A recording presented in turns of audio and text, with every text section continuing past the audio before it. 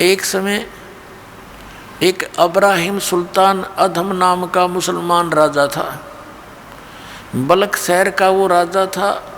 बहुत ज़्यादा उसकी संपत्ति थी और पिछले जन्म का वो परमात्मा का हंस था। वो कौन था? पिछले जन्म में एक सम्मन नाम का मनियार था। उसकी पत्नी नेकी थी और ये सम्मन और नेकी द्वापर युग में वाल्मीकि के घर में जन्म था। ये दोनों पति पत्नी ही थी और उनको परमात्मा मिले थे बालक रूप में, जैसे वो लीला करते हैं प्रत्येक युग में। तो उनकी उस सेवा के वश परमात्मा ने उनको फिर वहाँ आकर संभाला था। उसके बाद नेकी और उसका पुत्र सेव तो पार हो गया था, सम्मन नहीं हुआ था। तो वो सम्मन ने उस जन्म में बहुत ज़्यादा पुण्य किए थे। ये कथा अलग से सुनाऊंगा कभी, आज विषय दूसरा है। उसने अपने पुत्र की कुर्बानी भी दे दी थी परमात्मा की सेवा के लिए। कबीर साहब ने उसको जीवित कर दिया था। फिर वो सम्मन पार नहीं हुआ, लेकिन उसने जो पुण्य किए थे, परमात्मा के संग रह करके कुछ दिन भक्ति की थी, उसके परिणाम स्वरूप वो अगले जन्म में एक नौ शेर खान नाम का राजा बन गया और इतना कंजूस हो गया कि वो कोई दान करे नहीं और गनाए धन था। तब परमात्मा वहाँ भिखारी बनकर गए उस नौ शेर खान नाम के राजा के पास और कहा कि महाराज कुछ दक्षिणा दे दो। और राजा बोला, महाराज जी मेरे पास तो धन है नहीं, कंगाल आदमी हूँ मैं तो। महाराज ने कहा, उस परमात्मा जो संत रूप में खड़े थे कबीर साहब, कि राजन तेरे पास तो 80 खजाने हैं, 80 गंज। एक गंज में अरबों की संपत्ति होती है, खरबों की, हीरे पन्ने लाल सोना। और उसकी 80 ध्वजाएं फरक रही थी। तो उनका अर्थ होता था कि राजा के पास 80 गंज खजाना है। तो परमात्मा ने कहा कि आपके ये झंडे और खजाने 80 गंज बचाए तेरे पास। नौ शेर खान ने कहा कि ये तो मैंने कोल्ले दबा रखे नीचे बाबा जी, लोगों को भ्रम बनाए रखने के लिए। परमात्मा बोले, अच्छा बेटा तेरी नीत से तो कोल्ले हो जाएंगे। यूँ कहकर चल पड़े। अब राजा ने सोचा भी साधु की बात पार हो जाया करे। उसने खुदवा के देखा, नौकरों से वो सारे कोल्ले हो गए, लाल हीरे पन्ने जो भी थे। उसका तो कलेजा पकड़ लिया कति और नौकरों को भेजा कि संत को लाओ बुला के। और नौकर भागेगी, महाराज जी आपको राजा बुलाता है। अगर राजा को गर्ज पड़े तो यहाँ आ जाएगा, ये बैठा मैं। वो नौकर कुछ भागे गए कि महाराज जी वो तो ऐसे ऐसे कह रहे हैं। वो नौ शेर खां राजा आप जा कर के चरणों में गिर गया। परमात्मा ने कहा, भाई बात सुन, ठीक है। उसने प्रार्थना की, परमात्मा बख्श दो, मेरे से गलती होगी, मेरा धन वैसा ही कर दो। तो परमात्मा ने कहा कि इसमें से 80% दान करे तो तुझे वापस दे सकता हूँ, वैसा ही कर दूंगा। अगर जो आप कहोगे वैसा ही कर दूंगा। चल वापस आ गया। अगर मेरे सामने कर, कंजूस कहीं फिर गलती कर दे। अब उसने देखा उसे फिर हो गया तो सोना हीरे पन्ने कति। राजा ने फिर तुरंत भंडारे ला दिए, साधु संत भक्तों को हैं वो बांट दिए 80 गंज। परमात्मा चले गए और का दीक्षा ले नाम दे दी। अब परमात्मा ने उस नौ शेर खां बादशाह से कहा कि सारे बांट और यहीं बैठा हूँ, ना तो तेरी और भी गड़बड़ हो सकता तेरे घर पे।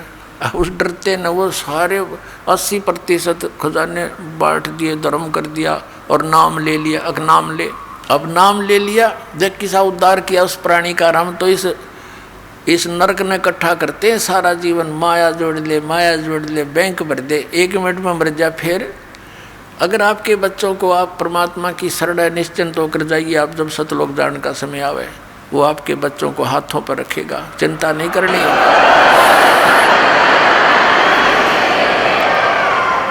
और भगवान की खोज किस लिए करते हैं? जिन्होंने शरीर तक गाड़ दिया, हजारों वर्ष बैठे रहे, अपने टुकड़े टुकड़े शरीर करवा दिए परमात्मा के लिए। परमात्मा कहते हैं जाके ऊपर ऐसी बीती, कैसा है वो देश, वो कैसा वो भगवान जिसके लिए हम ट्राई कर रहे थे और वो खोजे से नहीं मिला और स्वयं आकर मिला, उसको हमने पहचान नहीं करी। तो ये हमारी अज्ञानता थी, आध्यात्मिक अज्ञानता। अब दास चाहता कि आपको उस आध्यात्मिक अज्ञानता का नाश करूं, भगवान को पहचान लोगे आप जल्दी। तो अब क्या किया, सब भंडारा करवा दिया। उसके थोड़ा बहुत जितनी चाहिए थी 20-30% वो छोड़ दी संपत्ति। परमात्मा चले गए और कहा इसका भजन कर बेटा। वो मंत्र जाप करने लग गया। कुछ दिनों के बाद उसके मन में के आई कि मैं भी अच्छा पागल हूँ। गुरुजी कौन से देखे थे कितना दान करूँ, मैं थोड़ा बहुत करके कह दूँ जी सारा ही कर दिया मनता है, या गलती कर दी। अच्छा घने घोड़े खरीदूँ हो, कई शादी कराऊँ हो, इस तरह की बकवास उसके मन में आ गई। अब जो मालिक की शरण में नाम उपदेश लेकर उसने जो दान किया था वो तो उसको मिलना ही मिलना है फिर, लेकिन वो मोक्ष नहीं हुआ। आशा रहेगी उसकी नालायकी कि मैंने बड़ी गलती कर दी, ऐसा नहीं करना चाहिए, तो उसके कारण उसकी मृत्यु तो होगी। अगले जन्म में वो बलख शहर का राजा बन गया, बलख बुखारे का राजा बन गया। और जो उसने पिछले जन्म में पुण्य किया था वो सारा ही मिलना था। 18 लाख तो घोड़े खरीद रखे और हाथी और 16,000 ब्याह करवा रखे, 16,000 रानियाँ रखी हुई, बहुत बड़ा बाग बना रखा 9 लखा, उसमें ठाठ करे। लेकिन पुण्यात्माओं जैसे दास ने आज स्टार्ट किया था सत्संग कि जो पुण्यकर्मी प्राणी पिछले मनुष्य जीवन से ही आगे मनुष्य जीवन प्राप्त किए हुए हैं, उनमें भगवान की भक्ति की कसक जाती नहीं। अब वो भगत था ही पिछले जन्मों का, तो उसने संतों की खोज शुरू कर की। एक पाखंडी का फंस गया और उसके ऊपर ब्लाइंड फेथ उसका, तो वो था ठग। और दिखा ही साकती बड़ा इसके साथ साधु संत निर्त्यागी बैरागी दिखाओ अपने आप को। एक बार राजा ने अंगूठी बनवाई सोने की, बड़ा धनी व्यक्ति था वो राजा। सोने की अंगूठी 50,000 में तैयार हुई उस समय, आज तो मेरे ख्याल में 5 करोड़ की हुआ। हीरे पन्ने छोटे छोटे ऐसे लगा के सोने की अंगूठी और अच्छी बड़ी छाप सी थी। अब राजा उस अपने गुरु के पास जाता था, 10-5 असरफी दान कर देता था। अब उसने देखा उस ठग ने कि राजा की अंगूठी बहुत बहुमूल्य है, या तो ठगनी चाहिए। उसने अपने चेले से कहा कि राजा की अंगूठी कहाँ बनी है ये पता करे। उसने बात में पता कर लिया, क्योंकि नगर में 2-4 सुनार होते हैं जो राजा से संबंधित होते हैं। पता किया कि सुनार से बनी है, तो उससे कहा कि भाई तू एक ऐसी ही डुप्लीकेट बना दे। उसने उसी अंगूठी या छाप डुप्लीकेट बना दी और वो उस नकली ने अपनी जेब में डाल ली। उसके गुरुजी ने राजा को संदेशा भिजवाया कि गुरुजी नौका विहार करना चाहते हैं। राजा को जब संदेशा मिला, वो तो डिवोटेड होते हैं श्रद्धालु, तो कहा भी चलो फटाफट, और आपके साथ नौका विहार करना चाहते हैं। राजा ने तुरंत करवा दी व्यवस्था और आप भी आ गया और कहा महाराज चलो। एक नौका में राजा, 1-2 नौकर, राजा और उसका गुरुजी नौका में बैठे, नाविक चला रहा है और घूम रहे एक बहुत बड़े सरोवर के अंदर। जब उसने राजन ये क्या है? अगजी अंगूठी है गुरुदेव, ये कितनी कीमत की होगी? अगलो जी देखो ये है 50,000 रुपये की तैयार हुई है। अच्छा। और नाविक जरा ध्यान से चला, इधर चल। अब उस राजा की नज़र तन्यून होगी कि भाई ये नाविक गड़बड़ कैसे कर रहा है।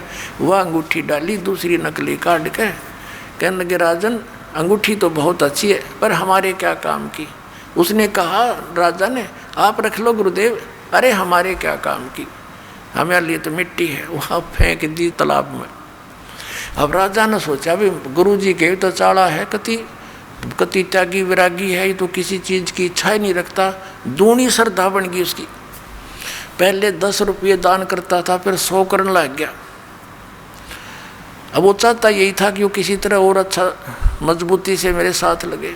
और वह ओरिजिनल गाल ली गोज में और वह छुपा दी अपनी कुटिया में, ज़मीन खोद के अपने कॉन्फिडेंशियल चेले थे दबवा दी। कुछ दिनों के बाद उस चेले की गुरु की बिगड़ गई। चेला उससे नाराज हो गया। उस चेले ने सोचा इस गुरुजी की देही तोड़वाऊँ। उसने मंत्री से कहा कि मंत्री जी राजा की अंगूठी हमारे गुरुजी ने धोखे से ऐसे ऐसे कर रखे है। अब मंत्री कहने लगा भाई सच्ची बात है वो तो बताइए। अगजी कति सच्ची है, अग पक्की बात, अगजी कति पक्की बात है। मैंने अपने हाथ से दाब रखी, इसने मेरे से बनवाई थी, एक सुनार से मैं लाया था बनवा के, नकली बनवाई थी। ओरिजिनल तो इसने वहाँ दाब दी और वह फेंक दी जल में। इसने ठग गया है राजन को। मंत्री ने भाई सोचा चल भाई डट जा, मैं थोड़ा समय आने पर बात करूँगा। सीधी बात तो नहीं कर सकते क्योंकि राजा तो जबरदस्त इस पर विश्वास किए हुए है।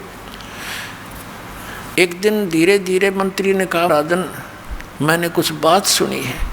कहा क्या?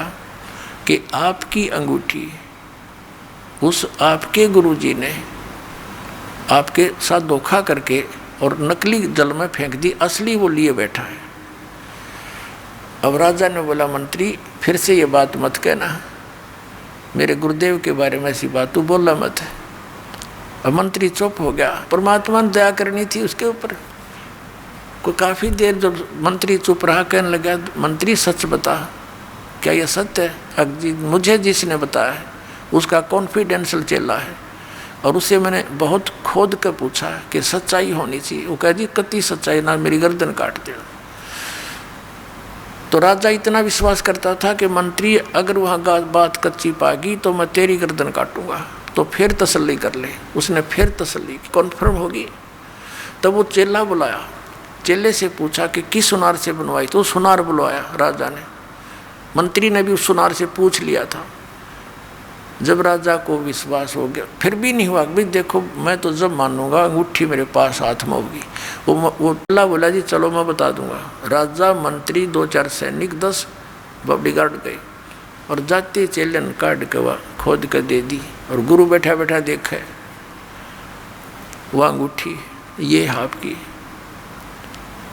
तब राजा ने देखा उसकी तरफ, करड़ा करड़ा पैरा माँ के गिर गया। वो ठग, माफ़ कर दो आप तो बख्शनार हो, मेरे से गलती होगी।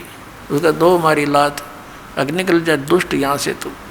उस दिन के बाद देखो पुण्यात्मा दास क्या बताना चाहता है कि जो ये पुण्यात्माएं नकली संता कर फंसी पड़ी हैं और उन पर पूर्ण विश्वास करे बैठी हैं परम धनी जान के। ठीक है श्रद्धालु का तो ये स्वभाव होता ही होता है। अब ये ठग दुरुपयोग करते हैं इस टाइप के, तो उस राजा को नास्तिक बना दिया उन्होंने।